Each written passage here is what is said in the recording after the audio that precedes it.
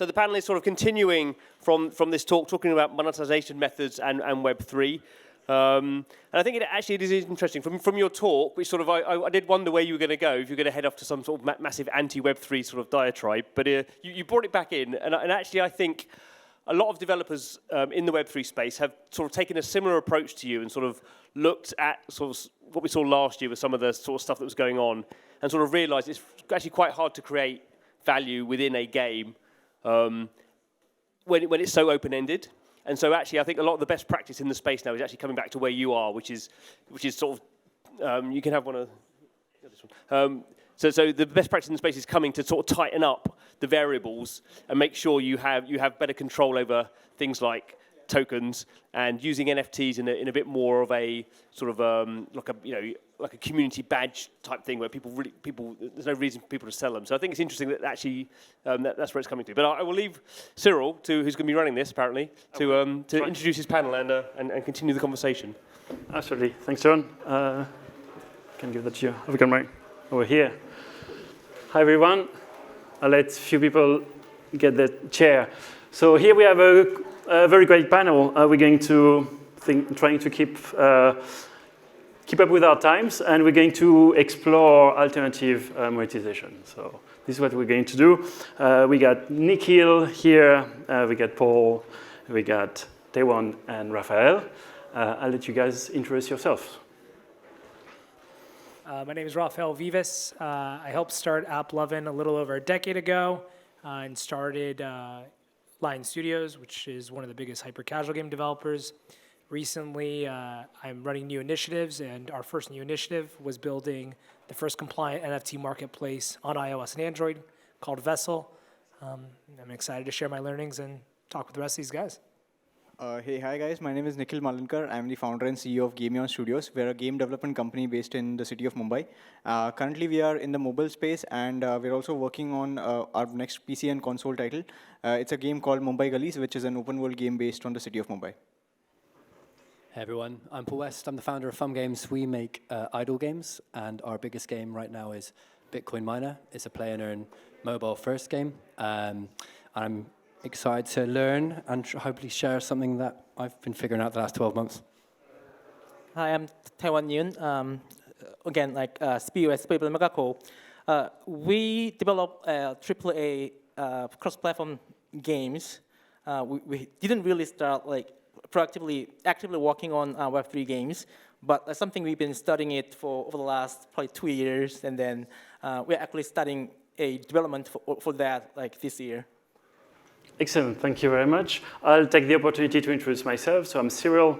I'm going to lead the panel. I'm the co-founder at Village Studio, a studio we are looking at making interoperability work. So we are taking 15, 17 years experience in free-to-play, and we're looking at the Web3 and thinking why people will care to own anything, why would players care to carry things from one game to another, and why would developer care. So as a way of introduction, because we're going to talk to alternative monetization, I just wanted to highlight the obvious.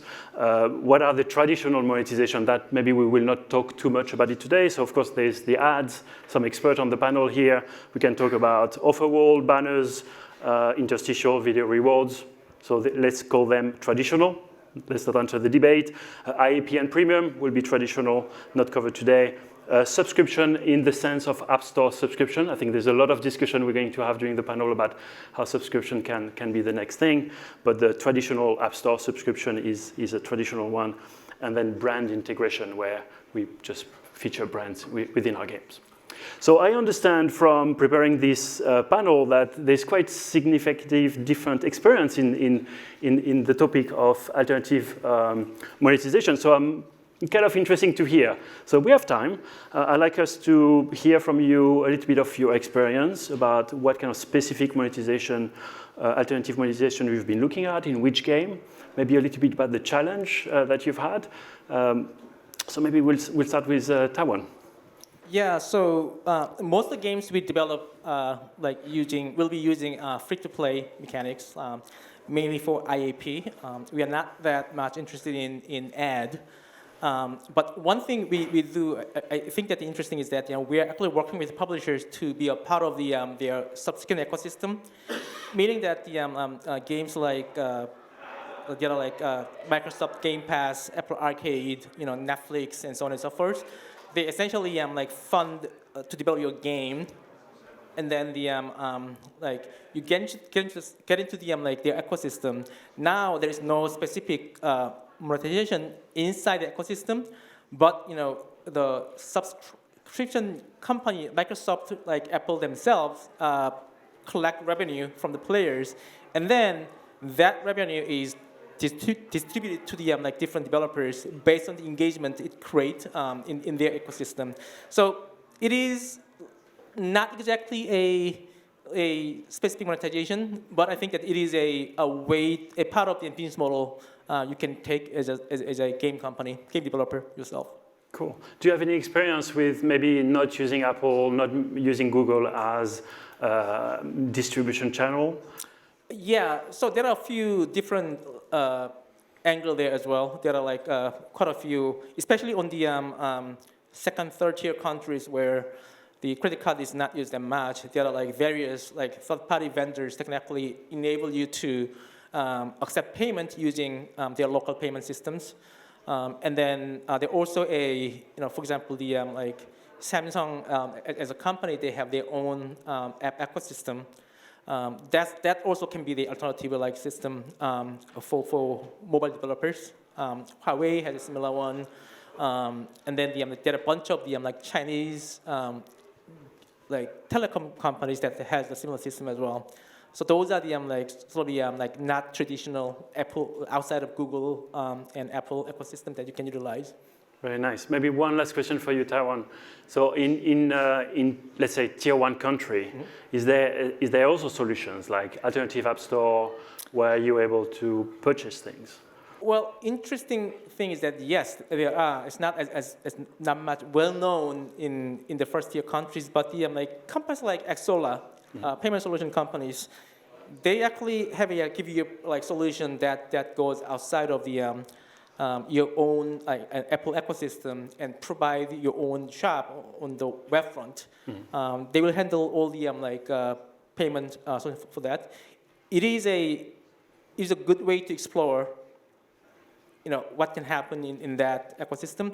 At the same time, it is you can catch two birds at the same time because those guys are usually global.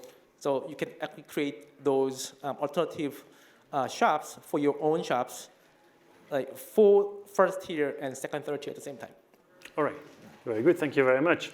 So before we move into Web3, maybe supported alternative monetization, I'd like to stay a little bit on the traditional gaming here with Nikhil, who's got quite a lot of experience working in those countries and those methods. Yeah.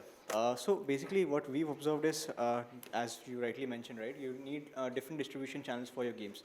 So we've seen quite a bit of success with alternative app stores. We are working with this operator called Glance back in India.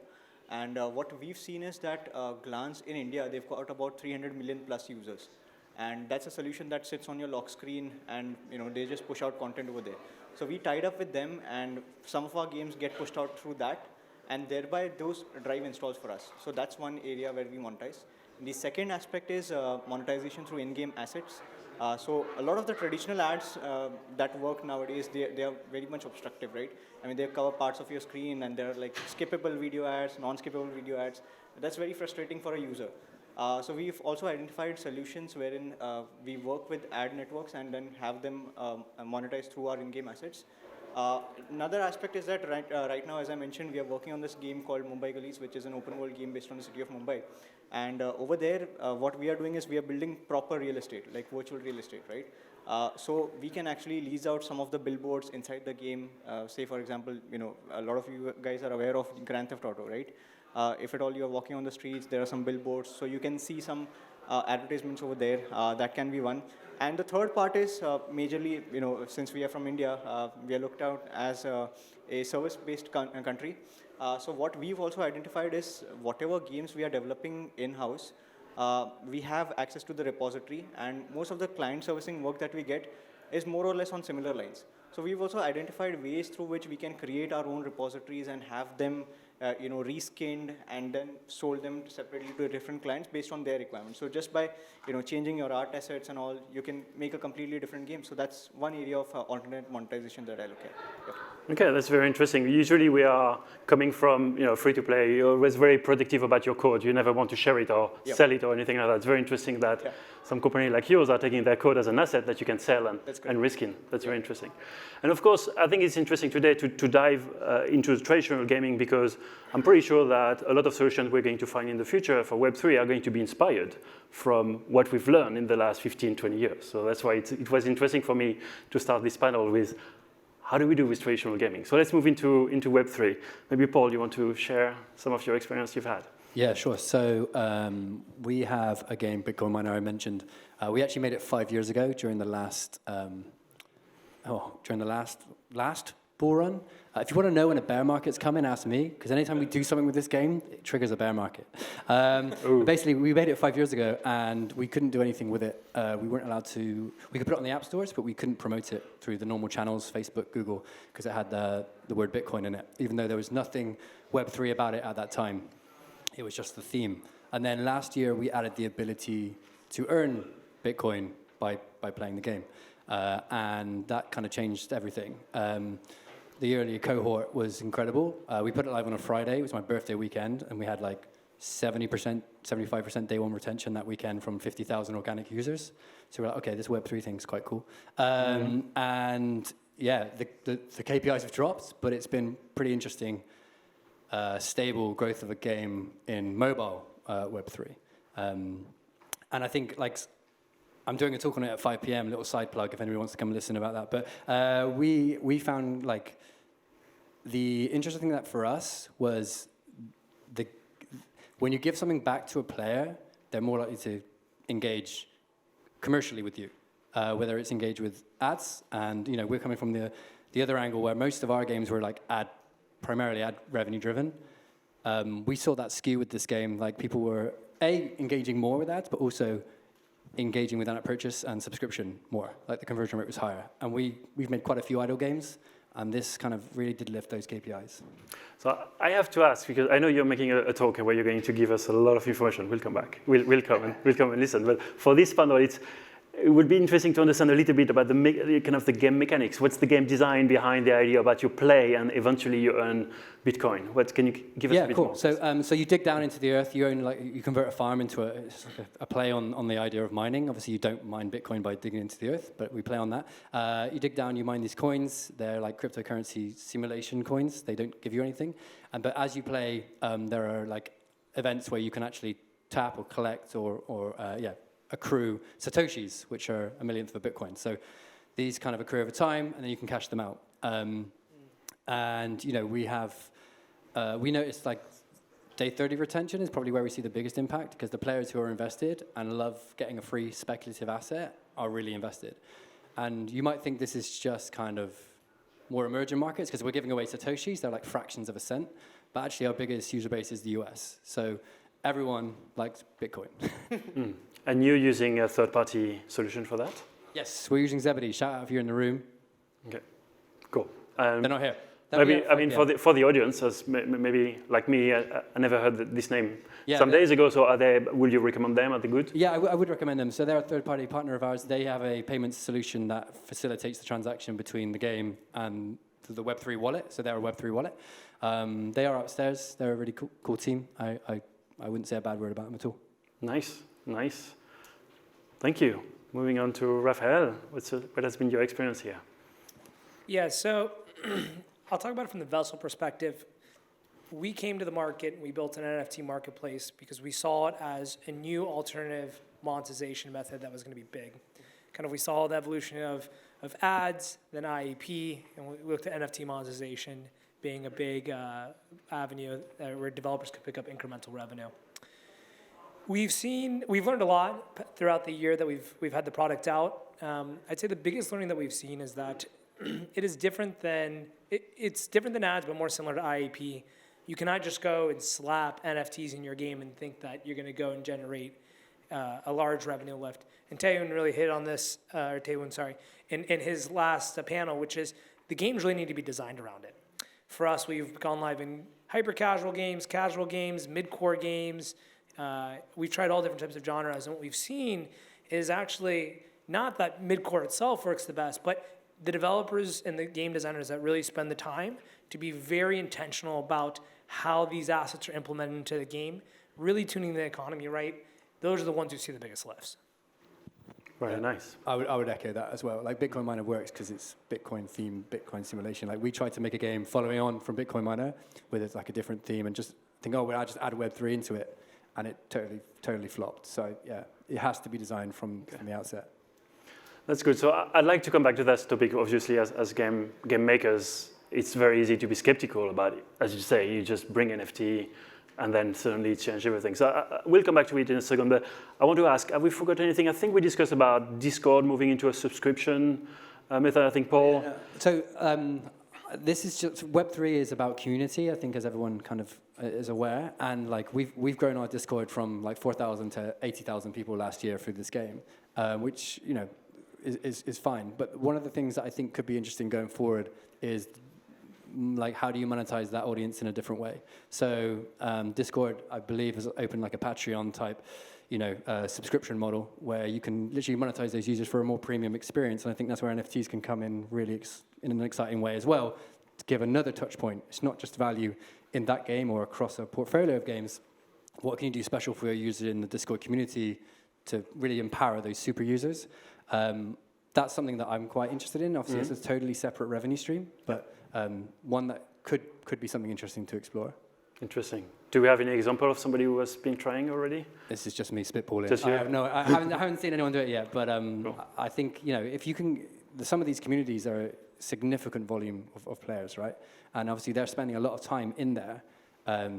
Championing your game, sure, but is there other ways that you could give them unique experiences to also monetize? That's kind of, that's the idea I had.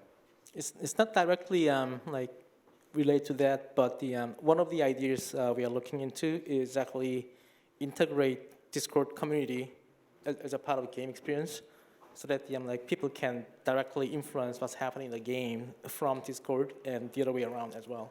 So the like it's like part of the like design space we are looking into right now. Yeah, I love that. I'd love to chat to you about that. We have a around 9%, 10% conversion rate from our game to Discord because we heavily push users back and forth between it. So we've got a feature which is like a weekly bonus we make an idle game, numbers go up. So people like multipliers. So if you go to the game, every week there's a new code in Discord. You go to Discord, get the code, put it in the game. It enhances the multiplier in the game, and it stacks. So it keeps people coming back. And we want to keep that like cycle rotation going through the game, through the Discord. So yeah, I think that's interesting. It's very interesting. It's we could say almost it's on the side of the topic of monetization, but eventually retention is driving monetization. So if we're able to get people invested into going to the community, getting a code, and maybe participating a little bit there, and then coming back, that's definitely a plus. And for this, like security as well. Like we can do a lot more in Discord with bots. We built a custom bot to verify the users who withdraw. So, you know, if you give away Bitcoin in your game, exploiters will come in their drivs. So how do we? It's quite a healthy extra security layer as well that we've added in. So, yeah, obviously community is not a new thing, but this is bigger in Web3. Can I correct one thing from this what you said? It's not it's not about Bitcoin. If you have any kind of economy, somebody try to exploit it. Yeah. That's fair. And one more thing I'd like to bring before we move to the next topic, which is about game design and how complicated it is. But and of course, I'm interested because in Web3 we're always thinking about, hey, can we put a token in a virtual good, and that token will be valid for a physical good?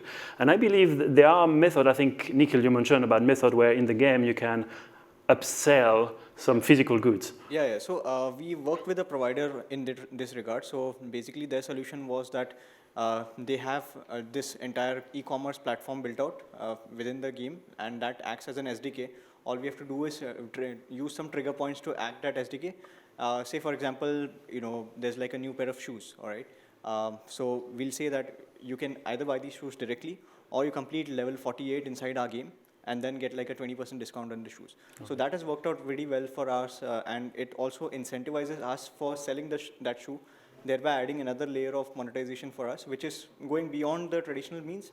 And as you mentioned, right, for the Discord thing, this is very much similar to that, and then it keeps people playing the game over and over again, thereby driving the retention. So you can do this at like major points of your game, like level 48, or if it's an endless game, then perhaps maybe you can look at having achieved like an n number of scores, something of that sort.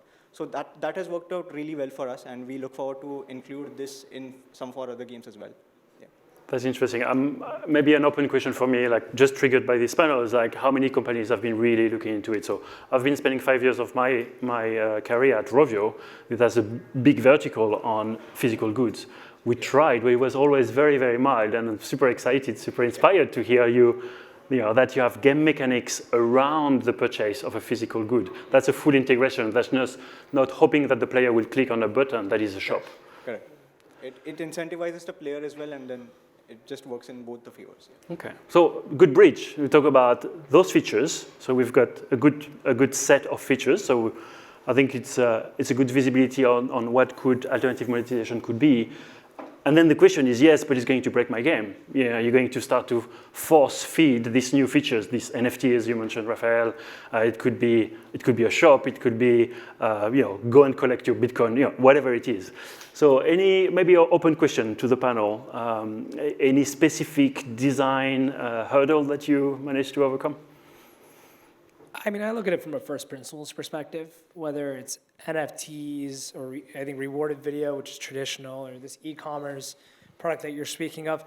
It's first you need to have a good game, right? And then you need to have a reason for a user to want to engage in this, right? And so like for rewarded video, it's get an extra life when you die, like in a runner, an example. For an NFT, it's access to something that the user wouldn't have in the first place. So for example, a game of ours, Match 3D, has about 1 million DAU, massive game. We did a very interesting integration where users could win something called a Pro Badge. And a Pro Badge was an in-game emblem which would give you an advantage during our live ops tournaments, and on the leaderboards allowed you to stand out. And what we saw there was that was something that was really engaging to our core users. And so initially we did like a sale for the asset for $100. Now, if you go on the Vessel marketplace, it sells for about $300. 80% of the top players worldwide have one. 100% of the United States users have one.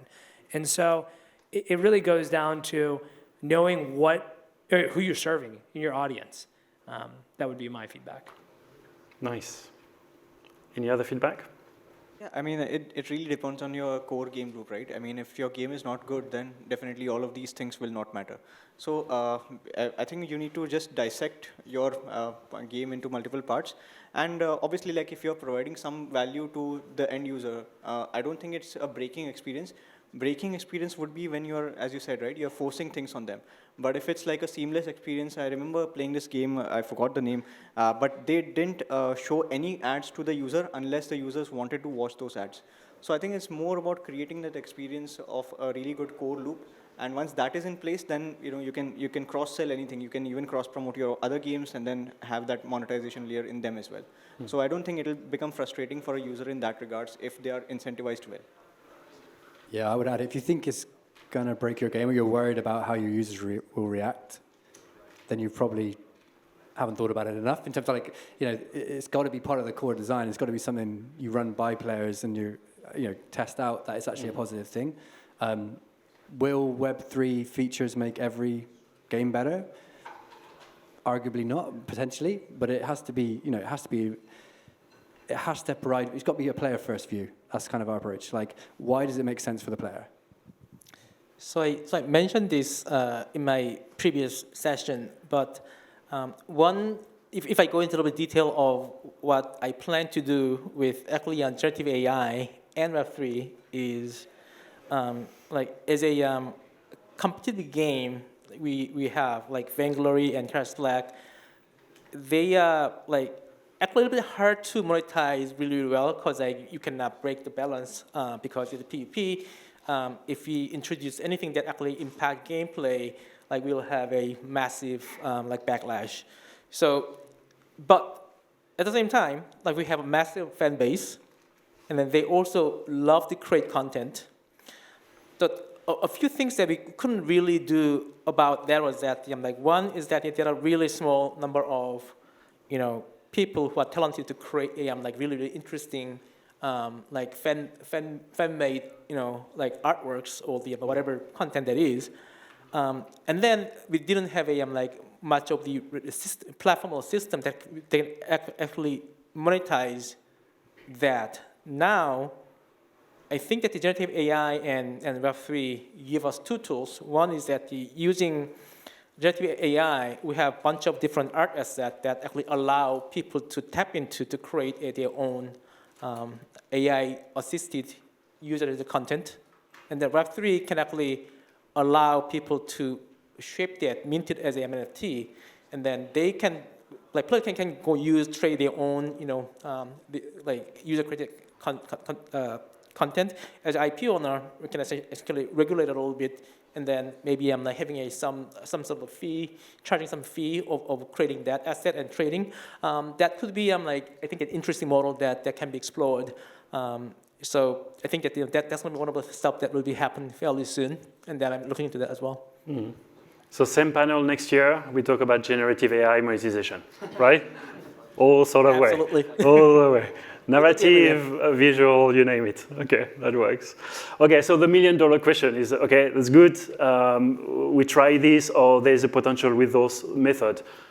How much do we get back? So it's difficult to talk about money because is it ARPDA, is it total revenue? It depends. But any flavor there for any one of you that can share some kind of numbers to us? So I've got some interesting data I can share, and this really, goes back to the quality of integration. I've seen certain developers integrate NFTs, and it's 1% of the revenue. On the other hand, I've seen some developers do some really great integrations, and what we've seen actually is they will drive massive monetization lifts across everything. So an example, another game of ours, Matchball 3D, there was this play-to-earn event where you're effectively competing to get the limited quantity of NFTs, and if you get them, you can turn them in for cash, or virtual currency, which then can be redeemed for cash. And IEPs went up 2.5x because users were spending their boosters to try to be able to win to get those limited NFTs. Rewarded video went up by 1.5 times, which was insane. Now the downside of that was because it was play to earn, there wasn't many secondary transactions. So the NFT or revenue generated was slim to none, but overall, it was a massive lift for the developer, and it was really cool to see that they were able to use this alternative monetization method in a way to really get users engaged in a way that they haven't been able to in the past. Very nice. Thank you for sharing. No worries. For us, basically, like identifying different distribution channels has really worked out well. So earlier we were seeing like on one game maybe like 100,000 users in a month. Mm-hmm. We started off identifying different distribution channels. From there, the first month, on day one, we saw 5,000 users. Right now, we're sitting at 100,000 users coming in every single day to our games. So what has worked out for us is figuring out that we are good at development, and there are people out there who are good at distribution. So we just find the right set of distributors, and that piece of puzzle is solved for us. Yeah, something I can share is my background is marketing. So I expected giving away free Bitcoin to have a really good CPI. And it didn't really move the needle too much on that side, to be honest. But what it did do is really accelerate the K factor.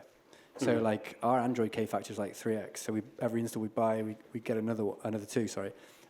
That's something that we hadn't seen before. So the word of mouth, you find one Bitcoin fanatic, they will tell 2 more kind of thing, or more. And that has been quite an interesting learning for us. So it netted out good, but it kind of wasn't the way I planned it. Nice. Before I talk about myself, actually, I'm like, your model is really interesting to me because it kind of like the reverse application of 99-cent problem that we face all the time. Meaning that the as a free-to-play game developer, we try to have people to spend something so that they can get a habit of spending more. Like there is a really big, psychological barrier for people spending on, intangible good. And now you actually, again, put it in different way, in a way that by giving away even though really small amount of like crypto coin, but the fact that it was something is actually more important to players. And then that is a like reverse psychology of the problem you used to face. Like I think it's brilliant. From myself, like so I have been doing like forecasting has been a part of my job all the time, and then the like Web3 forecasting has been probably the most difficult thing I ever tried to do, because like between the different IAP revenue side and how the token side of stuff works out, and then there is like really big fluctuation on the all those like the tokens and so on and so forth. But with that aside, what I'm trying to do is that like mix those traditional IAPs and everything, and then have a like potential X factor from the Web3 side. So one thing I didn't really go into too much in my previous talk was is that the how I'd like to leverage Web3 as a like to solve that the whale and free-to-play people problem. And then I think that there is a solution I'm thinking of is that like creating a meta game on top of our game, so that we don't have to touch the like core game system that we know that works, but the meta game layer essentially works as the like interaction for Web3 and whale audiences, and then in that way I think that the like we can provide a like really good experience to like most of the free players, but at the same time to make sure that the like X factor more revenue from whales and so on and so forth. So the something that I'm really excited to try out. Thank you. Well, thanks for sharing. It was very complimentary. So I like to keep a bit of time for the question, but I want to kind of project ourselves into the future. So there is an hypothesis on the table. People are looking at Netflix, they're looking at Spotify, where basically all the money goes to essentially a treasury. And according to the engagement, the content provider are rewarded from the treasury. And a lot of people are looking at that in Web3 and thinking, well, why don't we have a marketplace where all the proceeds go to a treasury? And whenever those items, game items, NFTs are used in games, the game pulled from this treasury. So that's a little bit out there, but that's a dream, again, when we look at what exists today and what could exist tomorrow. We could get inspired. So I'm looking at Rafael here because it's a little bit your LA. Any comment? Do we see that? So interoperability, because effectively the treasury would go to the game developers where the items are used. It sounds good in theory. My hard thing with it is it's hard to implement. But I think that if you give developers a economic incentive to tune their game and these items in a way where it actually is useful, I could see it working. So I think it's actually an interesting thought, and I hadn't thought about it the way that you just mentioned. So I could see it being big. Cool. Any other comments? Well, that definitely sounds like the like typical way that DAOs and game treasury works out. And I'm like, honestly, I'm a little bit like skeptical about it because like the question of like who really owns and controls the DAO. Like it is supposed to democratize, but to me it sounds too much like the invisible hand. And then so look at what's happening in capitalism, and what does invisible hand did to the democracy of the like money. And then I think that the DAO and treasury idea has a really big peril of falling into the trap. And then as you know, that there is a lot of the criticism about how VCs actually own like A16Z alone, even though like they are our investor, but they own they're great. By the way, and they own 30% of all the crypto. And then that is one really interesting conundrum to think about. Very good. So I'll take a pause here. I'll turn to the audience to see if there's any questions. We have a couple of minutes. Do we pass along the mic, maybe? Oh, okay, thanks. Hey guys, Thomas Webb, CEO of Web3 Web, or Web3 game. I just want to ask, with what's happened recently with the terms of service that Apple have released with relation to secondary market transactions and royalties on their app store, and with this being mobile games, the frictionless requirement you have of using these app stores and these platforms in order to collect in-app purchases and so on. And as well with what's happened recently with NFT marketplaces and the community pushing back with creator royalties. You see marketplaces like Blur, aggregators that go around and prevent people from earning royalties on NFTs. Where do you see the mobile platforms like the App Store and Google Play Store going with their terms of service to incorporate what is happening in the NFT space? So this is a question I get asked a lot of time. I'm going to start with one.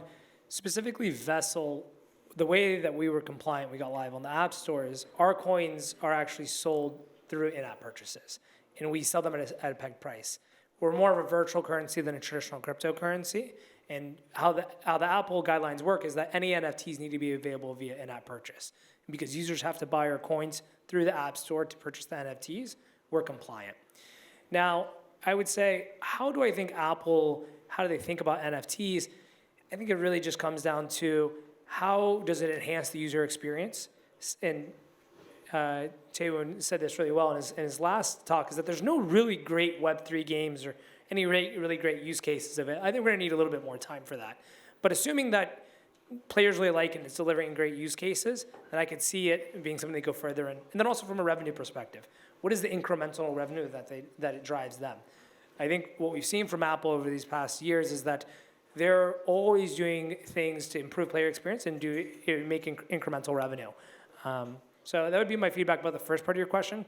Do you mind repeating the second one? Because it actually slipped my mind. Yeah, it's in relation to with secondary royalties being such a Oh, yeah. Yeah, so I think that the creator is always going to get their money, right? So like I've seen a lot of these marketplaces push back on giving the royalty directly to the developer, but what I end up seeing is that the marketplace ends up taking a fee and they give it to the creator themselves. So. But it's 2% compared to like 30%. 100%. Not 100%. I agree with you. My feedback there would be is that if there's not an economic incentive for these creators, they're not gonna create on that. And what you end up seeing right now is that that's why there's less investment going into those types of marketplaces. So I really think that there's always got to be a way the creator has to get paid, or else there's going to be no funding for these developers or these creators to actually build in those ecosystems. All right, thank you very much. We're running out of time. I've got a blinking timer in front of me. So I have to thank Taewon, Paul, Nikhil, and Rafael for this great panel. Thank you very much for joining us today. Thank you. Thank you, John.